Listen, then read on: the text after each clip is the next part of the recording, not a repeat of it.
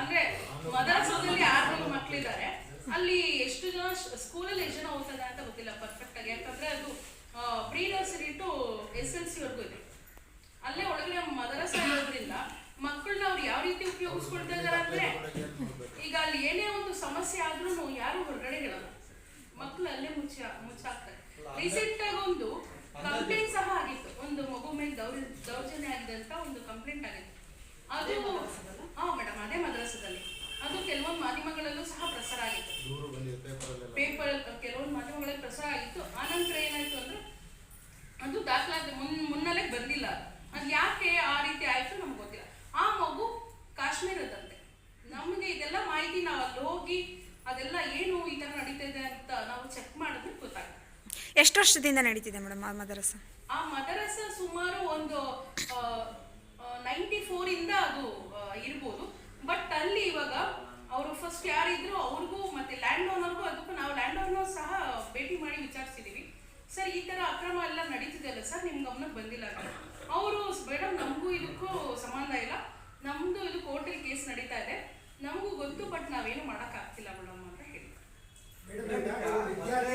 ವಿಷಯ ಬಂದಾಗ ಮದ್ರಸ ಅನ್ನೋ ವಿಷಯ ಬಂದಾಗ ಏನಾಗುತ್ತೆ ಅಂದ್ರೆ ವಕ್ಫ್ ಬೋರ್ಡ್ ಅಲ್ಲಿ ಇದಕ್ಕೆ ರಿಜಿಸ್ಟ್ರೇಷನ್ ಅನ್ನೋದು ಇರುತ್ತೆ, ಅಂದ್ರೆ ವಕ್ಫ್ ಬೋರ್ಡ್ಗೆ ಸೇರಿರುತ್ತೆ. ಅದು ವಕ್ಫ್ ಬೋರ್ಡ್ ಅಲ್ಲಿ ವಿಚಾರಿಸಿದ್ರ ಈ ತರ ಏನಾದ್ರು ವಕ್ಫ್ ಬೋರ್ಡ್ ಸೇರಿಸ್ಕೊಂಡಿದಾರ ಇರೋ ಅಂತ? ಸರ್ ನಾವು ವಿಚಾರಿಸ್ತೀವಿ, ನಾವು ಅದನ್ನೇ ಹೇಳ್ತಾ ಇರೋದು. ಈಗ ಗೌರ್ಮೆಂಟ್ ಅಂಡರ್ ತಗೊಳ್ಳಿ, ವಕ್ಫ್ ಬೋರ್ಡ್ ಯಾವ ಪ್ರವೇಶ ಮಾಡುತ್ತೋ, ಗೌರ್ಮೆಂಟ್ ಪ್ರವೇಶ ಮಾಡುತ್ತೋ, ಇಲ್ಲ ಶಿಕ್ಷಣ ಇಲಾಖೆನ, ಇಲ್ಲ ವಕ್ಫ್ ಬೋರ್ಡ್ ಬರುತ್ತೋ ಬರಲಿ, ಅವರು ಇದು ಏನಪ್ಪ ಜಾಗದ ಓನರ್ ರೆಡಿ ಇದ್ದಾರೆ ಕೊಡೋಕೆ, ದಾಖಲಾತಿ ಎಲ್ಲ ಕೊಡೋಕೆ ರೆಡಿ ಇದ್ದಾರೆ. ಅವ್ರು ಪ್ರವೇಶ ಮಾಡಿ ಅಲ್ಲಿ ಮಕ್ಕಳ ಭವಿಷ್ಯ ಉಳಿಸ್ಲಿ. ಮಕ್ಕಳಲ್ಲಿ ಇರೋದ್ರಿಂದ ತಾನೇ ಇಷ್ಟೆಲ್ಲ ನಾವೆಲ್ಲ ಯೋಚನೆ ಮಾಡ್ತೀವಿ. ಮೇಡಮ್ ಇವಾಗ ಮಕ್ಕಳ ಹಿತದೃಷ್ಟಿಯಿಂದ ನೀವು ಮಾತಾಡ್ತಾ ಇದ್ದೀರಾ. SSLC ಪಾಸ್ ಔಟ್ ಆದಂತ ಮಕ್ಕಳಿಗೆ ಬೇರೆ ಶಾಲೆಯಲ್ಲಿ ಸಿಗೋದಿಲ್ಲ, ಇದು ಅನಧಿಕೃತ ಶಾಲೆ ಆಗಿರೋದು ಹೇಳ್ತಾ ಇದ್ದೀರಾ. ಇಲ್ಲಿವರೆಗೂ SSLC ನಲ್ಲಿ ಪಾಸ್ ಆಗಿರೋ ಹುಡುಗ ಕಥೆ ಏನಾಗಿದೆ ಸರ್? ಅಲ್ಲಿ ಸರ್ ಇಲ್ಲ, ಅಲ್ಲಿರೋದು ಯಾವ ಅಲ್ಲಿ ಲೋಕಲ್ ಮಕ್ಕಳು ಯಾರು ಸುಮಾರು ಜನ ಇಲ್ಲ ಸರ್, ಎಲ್ಲ ಹೊರಗಡೆ ಕಾಶ್ಮೀರ, ಮಹಾರಾಷ್ಟ್ರ, ಮಧ್ಯಪ್ರದೇಶ. 94 ಸ್ಕೂಲ್ ಇದೆ ಅಂತ ಹೇಳ್ತಾರೆ. ಸರ್ 1994 ಇದ್ದಿದ್ದು ಬರೀ ಸರ್ ಸರ್ ಈಗ 1994 ಇದ್ದು ಬರೀ ನರ್ಸರಿ ಸರ್, ನರ್ಸರಿ. ಈಗ ಪ್ರೌಢಶಾಲೆಗೆ ಪರ್ಮಿಷನ್ ಇರಲಿಲ್ಲ ಈಗ, ಬಟ್ ಅವರು ಆದ್ರೆ ಪರ್ಮಿಷನ್ ತಗೊಳ್ದಿರ ನಡೆಸ್ತಾ ಇದ್ದಾರೆ. ಇನ್ನೊಂದು ಸೊಸೈಟಿ ಟ್ರಸ್ಟ್ ಆಮೇಲೆ ಫ್ರೀ ಎಜುಕೇಶನ್ ಕೊಡಬೇಕಿತ್ತು. ಅವ್ರೇನ್ ಮಾಡ್ತಿದ್ದಾರೆ, ಪೇರೆಂಟ್ಸ್ ಹತ್ರ ಬೇರೆ ಒಂದು ಇಲ್ಲೀಗಲ್ ಅಕೌಂಟ್ ಇಂದ ಫೀಸ್ ವಸೂಲಿ ಮಾಡ್ತಿದ್ದಾರೆ. ಬಟ್ ಅವರಿಗೆ ಫಾರಿನಿಂದ ಎಲ್ಲ ಫಂಡ್ ಎಲ್ಲ ಬರುತ್ತೆ, ಅದು ಇದೆ ದಾಖಲಾತಿ ನಮ್ಮ ಹತ್ರ. ಪೇರೆಂಟ್ಸ್ ಹತ್ರ ಅವ್ರು ಫೀಸ್ ಕಲೆಕ್ಟ್ ಮಾಡಿರೋದಕ್ಕೂ ದಾಖಲಾತಿ. ಮೇಡಮ್ ವಿದ್ಯಾರ್ಥಿಗಳ ಹಿತದೃಷ್ಟಿ, SSLC ಪಾಸ್ ಆದ ನಂತರ ಅನಧಿಕೃತ ಶಾಲೆಯಲ್ಲಿ ಓದಿದ್ರೆ ಕಾಲೇಜುಗಳಲ್ಲಿ ಪ್ರವೇಶ ಸಿಗೋದಿಲ್ಲ. ಆದ್ರೆ ಈಗಾಗಲೇ ಈ ಸ್ಕೂಲಲ್ಲಿ SSLC ಪಾಸ್ ಆಗಿರೋ ಹುಡುಗರು ಹೆಂಗೂ ಬೇರೆ ಕಾಲೇಜುಗಳಲ್ಲಿ ಪ್ರವೇಶ ತಗೊಂಡಿದ್ದಾರೆ. ಗೊತ್ತಿಲ್ಲ ಸರ್, ಅದು SSLC ಅವ್ರಿಗೂ ಎಷ್ಟು ದಿವಸ ಇರಲಿಲ್ಲ, ಈಗ ಇದೆ 2 ಇಯರ್ಸ್ ಆಯ್ತು. ಪರ್ಮಿಷನ್ ಕೊಟ್ಟಿಲ್ಲ ಅಂತ ಎಜುಕೇಶನ್ ಆಫೀಸರ್ ಹೇಳಿದ್ರು. ಸರ್ ಈಗ ಸರ್ ಮಾಡಿರೋದು ರೀಸೆಂಟ್ ಆಗಿ. ಫಸ್ಟ್ ಎಲ್ಲ ಬರೀ pre nursery into 6th to 7th ವರೆಗೂ ಇತ್ತು. ಇವಾಗ 5 ಇಯರ್ಸ್ ಪರ್ಮಿಷನ್ ಕೊಟ್ಟಿದ್ದಾರೆ.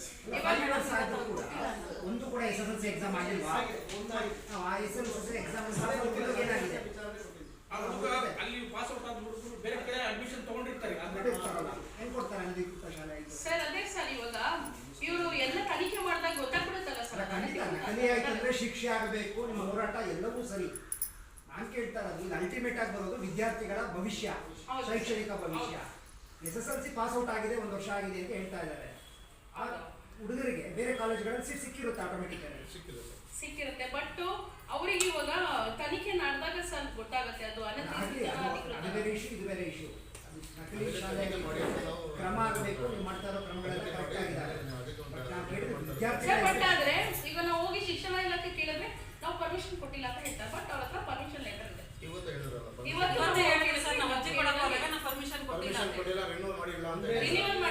ಬಂದಿದ್ರು ನಮಗೆ ನಾವು ಪರ್ಮಿಷನ್ ಕೊಟ್ಟಿಲ್ಲ ಅಂತ ಅವ್ರು ಹೇಳ್ತಿದ್ದಾರೆ.